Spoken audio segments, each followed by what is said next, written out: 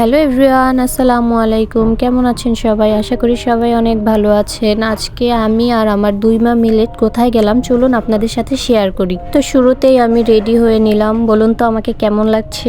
দেন আমি আর মা বাসা থেকে বের হয়ে গেলাম বাইরে যাওয়ার জন্য।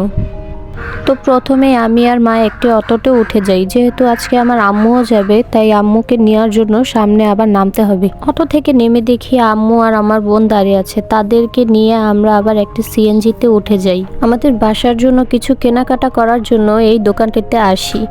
তো এই যে আমার বোন, ও এত পরিমাণের দুষ্ট কি বলবো। আমি আর আমার ভাইও এত কখনো দুষ্টামি করিনি, ও যতটুকু দুষ্টামি করে। তা আমরা এখানে দেখছিলাম ঘুরে ঘুরে কি নেওয়া যায়। দেন এখান থেকে বাসার জন্য কেনাকাটা করে আমরা বের হয়ে যাই। আমার দুই ভাইয়ের পাশাপাশি আমারও কিছু কেনাকাটা ছিল, তাই আর কি দেরি না করে আমিও চলে আসলাম আমার গন্তব্যে বা দোকানে। এই যে এখান থেকেই সবসময় আমি কেনাকাটা করি। আমার আবার দোকানে আসলে কিছু না কিছু কিনতেই হবে, না হলে আবার আমার ভালো লাগবে না। তাই এখান থেকে কিনছিলাম, যা যা পছন্দ হচ্ছিল তাই নিয়ে নিচ্ছিলাম। আমরা এদিকে কেনাকাটা করছিলাম আমি আর আম্মু, আর ওইদিকে আমার শাশুড়ি মা আর আমার বোন বাহিরে দাঁড়িয়েছিল। আমার বোন যেহেতু অনেক দুষ্টুমি করে, তাই তাকে তার মতন কিউট কিউট ডলের সাথে দাঁড় করিয়ে ছবি তুলছিল এবং ভিডিও করছিল।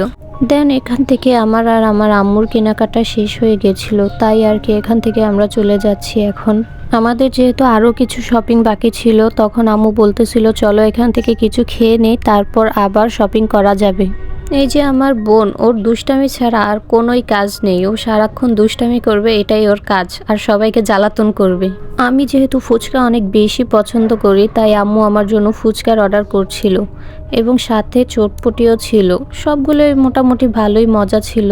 তো খাওয়া দাওয়া শেষ করে আমরা আবারও শপিং করতে শুরু করে দিলাম। এখান থেকে কেনাকাটা করে এই যে আমরা বাসার জন্য বের হয়ে গেলাম। আম্মু যেহেতু দোকানে চলে যাবে, তাই আম্মুকে তার দোকানের সামনে নামিয়ে দিয়ে আমরাও চলে আসি আমাদের বাসায়।